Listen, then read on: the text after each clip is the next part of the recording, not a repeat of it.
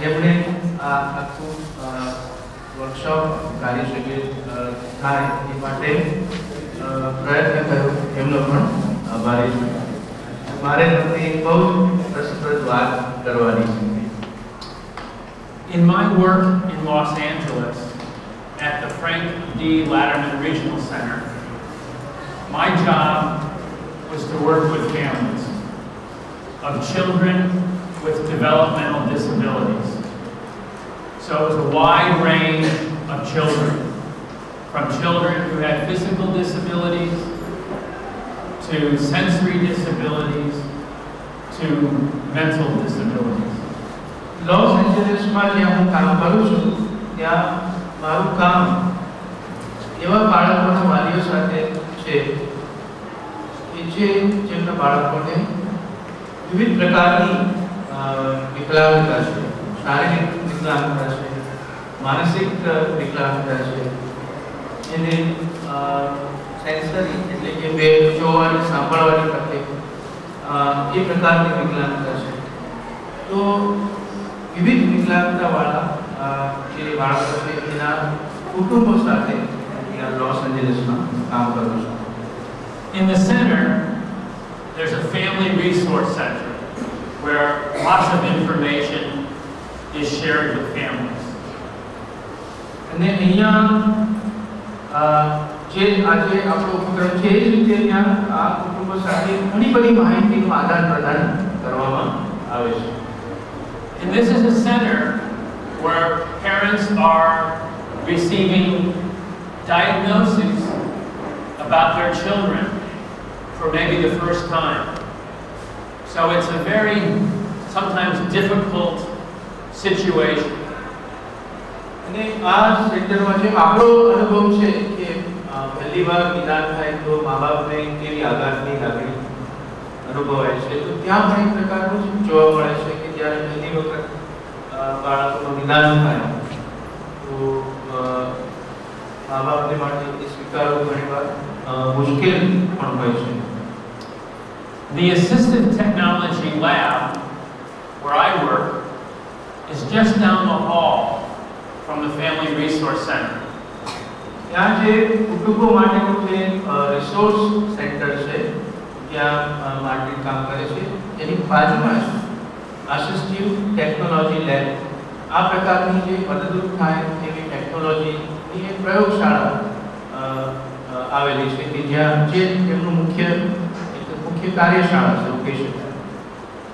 And often staff will say to a parent, go down the hall, take a look at the assistive technology lab. એટલે ત્યાં એ જે resource centre છે એમાંથી વાલીઓ નજીકમાં જે આસિસ્ટિવ ટેકનોલોજી લેબ છે ત્યાં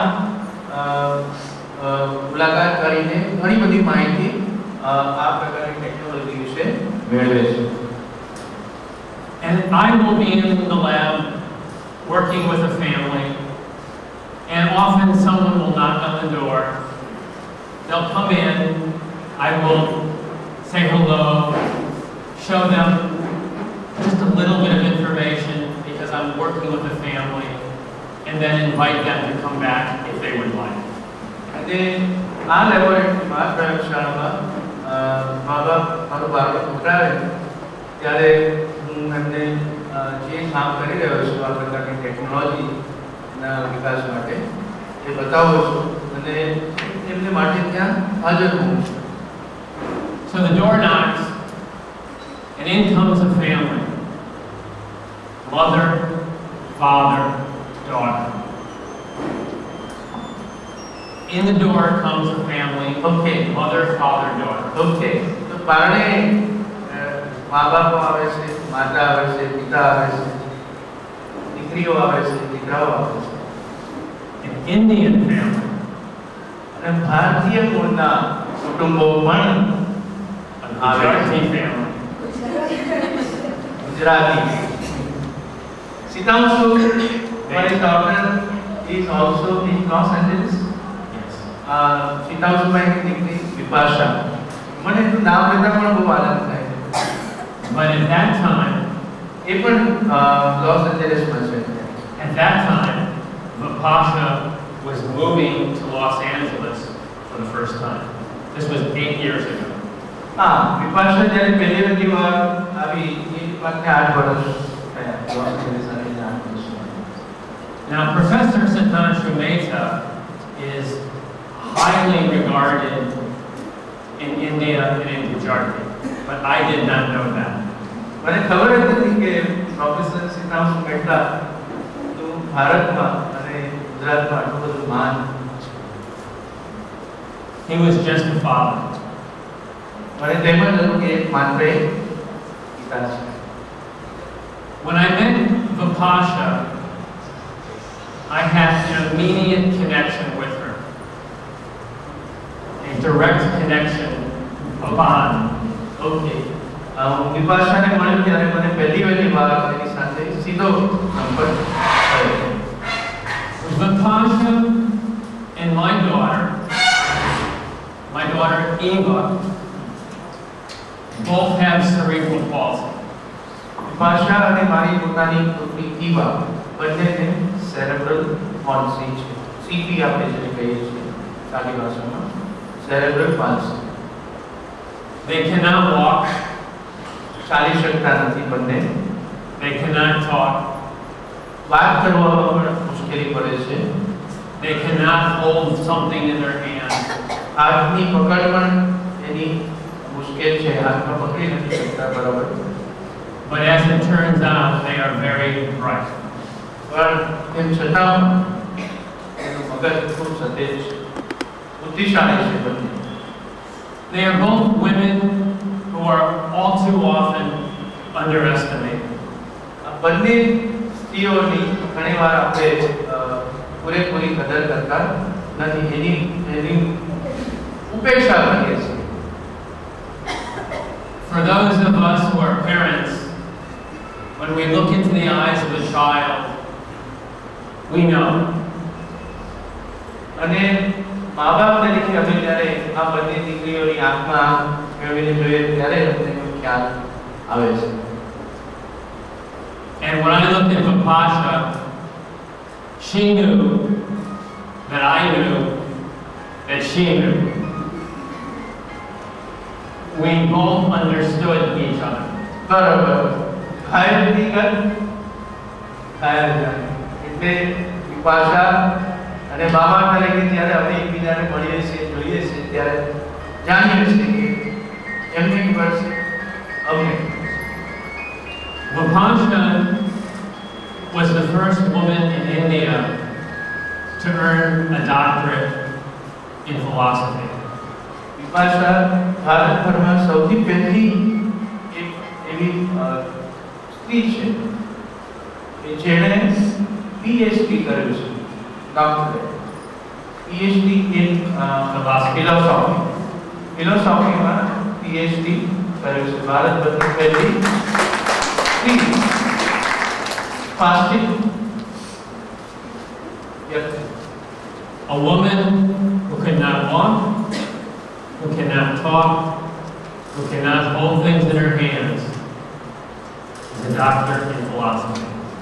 એવી સ્ત્રી કે જે ચાલી નથી શકતી, વાતચીત કરવામાં મુશ્કેલી અનુભવે છે, હાથથી પકડવામાં એને તકલીફ પડે, પણ છતાંય તે આજે ફિલોસોફી જેવા અઘરા વિષયમાં પીએચડીની ડિગ્રી ધરાવે છે. So in that moment, the Mehta family became very close to me. Vipasha moved to Los Angeles. Sitanshu and Anjali traveled back to their home in India. And Sitanshu and I have become like brothers. એટલે આ કુટુંબ સાથે મારે ઘણું બધું ગર્વ કહેવાયો છે. સિતાંશુ ભાઈ ભારત અને અમેરિકા વચ્ચે આવજા કરે છે, ત્યાં પણ કામ કરે છે. વિપાશા તો ત્યાં જઈને ઘણું બધું કામ કરે છે. અને સિતાંશુ અને હું માટે અમે લગભગ ભાઈ જેવા થયા છીએ. For the last 8 years, Sitanshu has said, Martin, you must come to India. And I have typically been very busy. I would say, that sounds great, but this is not the right time. છેલ્લા 10 વર્ષથી શીખાઉં છું. મને કહે છે કે Martin તારે ભારત આવવું જોઈએ, પણ હું ખૂબ કાર્યરત છું, પોતો હું છું, એટલે એમને કયા કરતો હતો કે કદાચ હજી એનો સમય આવ્યો નથી, પણ આજે આપણી વચ્ચે છે. So this past August, Satancha was back in Los Angeles. He said, Martin, you must come to India. And now I have the time, so that is why I'm here. તો એમના પ્રયત્નોથી ટૂંકમાં આજે આપણી આ જે મુલાકાત છે એકબીજાની પરિપૂર્ણ થઈ છે. What I want to share with you today is information that deals with tools. આજે મારે તમારી સાથે એવી માહિતી તમને આપવી છે કે જે તમને ઉપયોગમાં લઈ શકો એમ. ઉપકરણો દ્વારા. Okay. When I work with families and people with disabilities, I will use the term assistive technology. But that doesn't really say much to most people. આ શબ્દનો અર્થ હજી પણ ઘણા બધાને પૂરેપૂરો સમજાતો નથી. આસિસ્ટિવ ટેકનોલોજી એટલે શું એ શબ્દનો અર્થ પણ હજી ઘણા બધાને પૂરેપૂરો સમજાતો નથી. એટલે આજના આપણા વાર્તાલાપમાં એના વિશે ઘણી બધી સ્પષ્ટતા થશે. Most people know or have some idea about technology, but the word assistive makes it abstract. ઘણા બધા લોકોને ટેકનોલોજી શબ્દનો અર્થ ખબર છે, પણ આસિસ્ટિવ ટેકનોલોજી એટલે કે જે મદદરૂપ થાય આવા બાળકોને એ પ્રકારની ટેકનોલોજી કાઢીને આસિસ્ટિવ ટેકનોલોજી એવો શબ્દ વાપરવામાં આવે ત્યારે હજી પણ ઘણા મા બાપોને એ કંઈક હવામાં અંદર વાત કરતા હોય અસ્પષ્ટ આપણી સારા ભાષામાં કહેવાય માથા ઉપરથી જતી હોય છે. So one of my primary goals today